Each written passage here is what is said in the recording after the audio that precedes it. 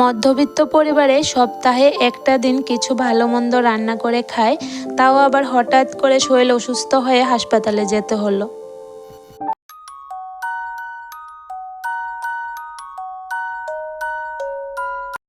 রাধে রাধে বন্ধুরা, good morning. কেমন আছো তোমরা সবাই? আশা করছি সবাই খুব ভালো আছো, আমরাও ভীষণ ভালো আছি। আজকের দিনটা হলো শনিবার। তোমাদেরকে সাথে নিয়ে আজকে সকাল থেকে ব্লগটা শুরু করে দিয়েছি। আর হ্যাঁ, শনিবারের ব্লগটা আমি রবিবারেই দিয়ে দিতাম তোমাদের, কিন্তু দিতে পারিনি। তোমরা পুরো ভিডিওটা দেখলে অবশ্যই বুঝতে পারবে যে আমি কেন রবিবারে ব্লগ দিতে পারিনি। এমনিতে কমিউনিটি পোস্টে দিয়ে রেখেছি আমি রবিবারে কেন ব্লগ দিইনি। এখানে সকালবেলা ঘুম থেকে উঠে, আজকে তো ছুটির দিন মানে সেকেন্ড স্যাটারডে, তো ছেলেও স্কুলে যাবে না আর ছেলের বাবাও এসেছে। তো আমি কি করেছি, শীতের দিনে সব থেকে ফেমাস পিঠা, চিতল পিঠা বলে এগুলাকে, বা চিতই পিঠা, মানে যে যেটা বলে, আমাদের এখানে আবার এটাকে আমরা খোলা পিঠাও বলি। তো এখন আমি এগুলো বানাচ্ছি, আর বাবার পাপাও খেতে ভালোবাসে, আমিও খুব ভালোবাসি। আমাদের বাড়িতে সবাই এই পিঠাগুলি খুব ভালো পায়। তো আমি এখন বানিয়ে নিচ্ছি। এমনিতে তো বানাই না, যেদিন বাবার পাপা বাড়িতে আসে সেদিন বানানোর চেষ্টা করি। গতকালকে রাত্রে আমি চালগুলিকে ভেঙে নিয়েছি, মানে গুঁড়া করে নিয়েছি। তো গতকালকে রাত্রে কয়েকটা পিঠা বানিয়েছিলাম, জিলিপি দিয়ে খেলাম। আরও কিছু কাই ছিল, তো ফ্রিজে রেখে দিয়েছিলাম, আজকে সকালবেলা আবার বানিয়ে নিচ্ছি। আর জানো তো বন্ধুরা, এই পিঠাগুলি আমি বানালে নাকি খুব ভালো হয়, সবাই খেয়ে বলবে আমার হাতে নাকি এই পিঠাটা খুবই খেতে ভালো হয়। হ্যাঁ, সত্যি ভালো হয়, খুব নরম নরম ফুলকো ফুলকো পিঠা হয়। তোমরা তো দেখতেই পাচ্ছ, একটা পিঠাও কিন্তু না ফুলে নেই, সবগুলি পিঠাই ফুলছে। আগে আমি বানাতে পারতাম না, এরপরে যখন আস্তে আস্তে বানাতে বানাতে চেষ্টা করতে করতে এখন একদম পুরোপুরি শিখে গেছি, আর একদম ভালো করে এখন পিঠাগুলি বানাতে পারি। আজকে শনিবার, আজকে আমাদের এখানে বাজার বার। তো বাবার পাপা এসে চাল আনতে গিয়েছিল একদম ভোরবেলা 4:30 থেকে 5টার মধ্যে বাজারে চলে গিয়েছিল, এরপরে চাল নিয়ে এসেছে। তো এখানে আমি পিঠা বানাচ্ছি, পিঠা বানাতে বানাতে ভাবলাম যে চালগুলিও গুছিয়ে রাখি। এই পিঠাগুলি হতে অনেকটা সময় লেগে যায়, আর এতক্ষণ সময় দাঁড়িয়ে থেকে কোনো লাভ নেই, তাই ভাবলাম না, চালগুলি আস্তে আস্তে গুছিয়ে নিই।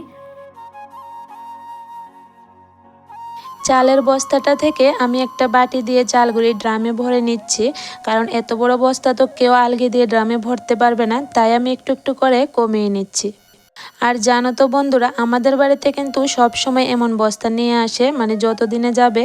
এমনিতে খুচরা চালটা আমরা কিনি না, কারণ এমনি খুচরা চাল কিনলে আয় পাওয়া যায় না, বোঝা যায় না যে চাল কতগুলি লাগবে বা কত টাকা খরচ হচ্ছে। যেমন লাগে বেশি টাকা খরচ হয়ে যাচ্ছে, আর এভাবে যদি একসাথে চালের বস্তা নিয়ে আসি তাহলে অনেক দিন যায়। এমনিতেও দেখবা ঘরের মধ্যে যদি চালটা আর আলু পেঁয়াজ মরিচ এগুলা থাকে, তাহলে কিন্তু আমরা অনেক সময় ঘরে অন্য কিছু না থাকলেও রান্না করে খেতে পারি। আর অতিথি বিদিত আসলেও কোনো সমস্যা হয় না, ফট করে রান্না করা যায়। তো এখানে দেখলে আমি কি সুন্দর করে চালগুলি গুছিয়ে নিয়েছি, এরপরে বসিয়ে দিলাম চা। তো চলো তোমাদের কয়েকটা পিঠা ভেঙে দেখাই কেমন হলো। একদম নরম ফুলকো ফুলকো পিঠে হয়েছে, দেখো কি সুন্দর লাগছে ভিতরটা। আর এই পিঠেগুলো না গুড়ের লালি দিয়েও খেতে ভালো লাগে, এরপরে পায়েস দিয়েও ভালো লাগে। আর অনেকে তো মাংস দিয়ে খায়, কিন্তু আমার পছন্দ না মাংস দেওয়া, তাই আমি খাই না। আমি বেশিরভাগ চা দিয়ে খাই, না হলে যদি গুড়ের লালি থাকে তাহলে এটা দিয়েই খাই। তো এখন তো লালি নেই, চা দিয়ে খেয়ে নেব। গতকাল রাতে যে পিঠেটা বানিয়েছিলাম, একটা পিঠে ছিল, এরপর আমি কাগজে মুড়ে রেখে দিয়েছিলাম, এখন এটাকেও নিয়ে নিলাম, খেয়ে বলবো সকালবেলা। আর বাবার পাপা আসবার সময় জিলিপি নিয়ে এসেছিল ক্যান্টিন থেকে। আমার আবার ক্যান্টিনের জিলিপিটা খেতে ভালো লাগে, বাজারের জিলিপি আমার বেশি একটা পছন্দ নয়, তাই আসবার সময় নিয়ে এসেছে। এখন সবার জন্য পিঠে আর জিলিপি বেড়ে নিচ্ছি। চা টিফিন করে এখন বসে গেলাম সবজি বাজারটা গুছাতে। সকাল থেকে কিন্তু একটার পর একটা কাজ গুছিয়ে করছি। আর দেখছো আমি এখানে যে ড্রেস পরে রয়েছি, আজকে একটু বালোয়ারিতে যাব, ওই যে মেয়েটার নামে কিছু কাগজ জমা দিতে লাগবে, তো বালোয়ারিতে যাব, আমি ড্রেস লাগিয়ে নিয়েছি। সবজি বাজারগুলি গুছিয়ে এরপরে বারোয়ারি স্কুলে যাব। এই প্রথম আমাদের বাড়িতে ফুলকপি আসলো, আর দেখে মনটা ভীষণ খুশি লাগছে। আর একদম ছোট ছোট ফুলকপিগুলি, তো আমি দেখে হাসছি যে এত ছোট ছোট ফুলকপি, কিন্তু দেখবে এই ছোটগুলি খেতে কিন্তু ভীষণ ভালো লাগে, বড় ফুলকপিগুলো বেশি একটা ভালো লাগে না। আমি বারোয়ারি থেকে এসে ভাত বসিয়ে দিলাম, আর এদিকে দেখো আমি সব কিছু রেডি করে নিয়েছি রান্নার। আজকে রান্না করব চিকেন, এরপরে বেগুন ভাজি আর লাই পাতার ভর্তা। তো সব কিছু আমি কেটে রেডি করে নিয়েছি। পোলট্রির মাংসটা আমি একটু গরম ভাপ দিয়ে এরপরে রান্না করি, তাহলে ময়লাটা চলে যায়। তোমরা দেখবে কতগুলা ময়লা বের হচ্ছে আমি যখন এটাকে ভাপে বসিয়েছি। জলটা একটু গরম করে এরপরে মাংসগুলি দিয়ে দিচ্ছি, আর সাথে ভাত বসিয়ে দিয়েছি। আর দেখবে যখন জলটা একটু ফুটবে অতগুলা ময়লা বের হয়, সবটা ময়লাই আমি ফেলে দিই, এরপরে মাংসটা একদম ফ্রেশ লাগে।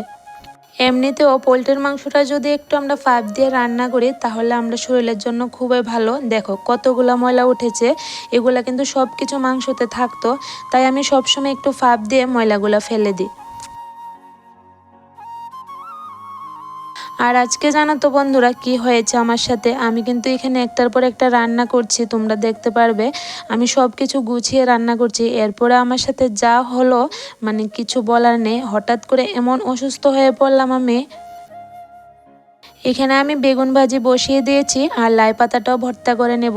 শুধু এই দুইটা তরকারি রান্না করেছি, এরপরে আমার এত শরীর খারাপ করেছে মানে আমি দাঁড়াতেই পাচ্ছি না।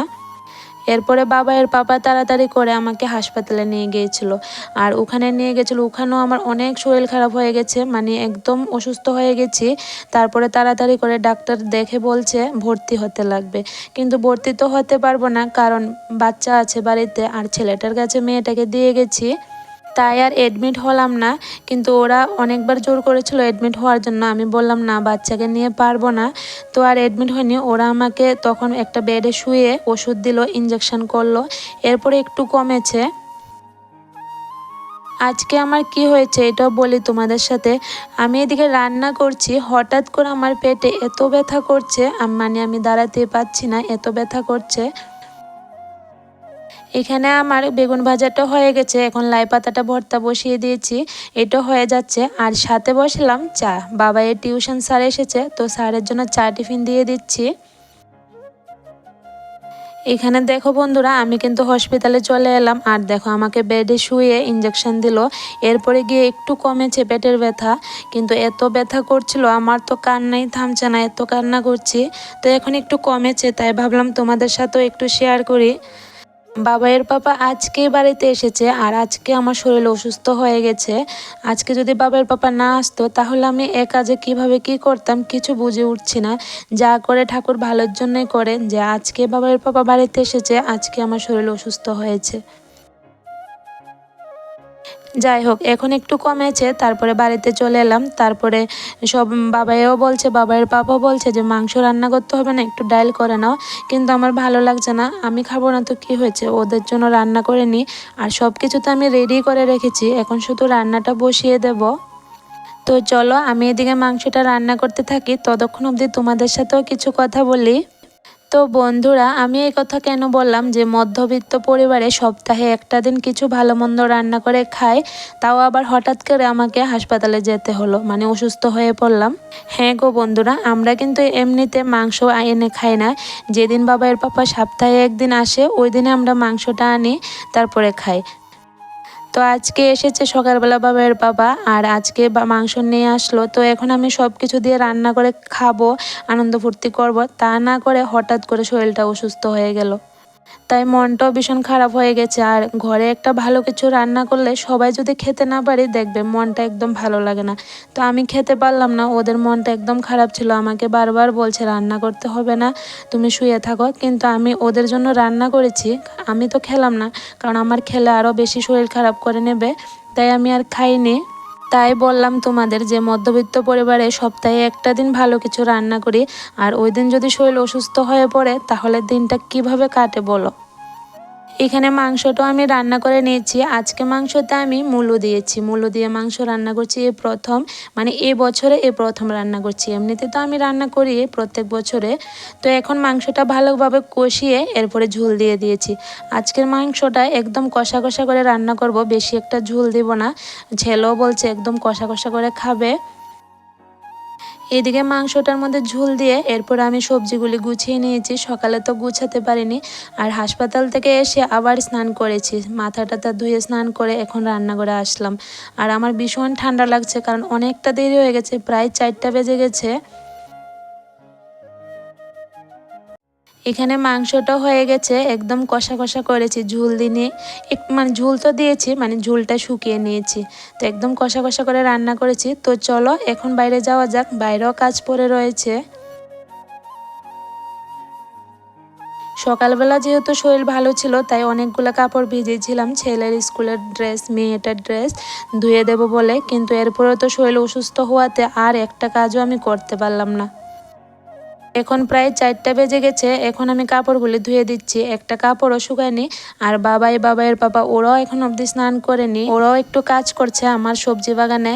ওই যে সবজি বাগানের বেড়াগুলি তুফানে ভেঙে দিয়েছিল, তো বাবাইয়ের পাপা একটু ঠিক করে দিচ্ছে, আমি তো পারবো না। তো বাবাইয়ের পাপা ঠিক করে দিচ্ছে। আর সকালবেলায় ঠিক হয়ে গেল, যদি আমার সাথে না যেত, আমার সাথে গিয়ে তো অনেকটা সময় চলে গেল। প্রায় 2টার দিকে এসেছি আমরা বাড়িতে।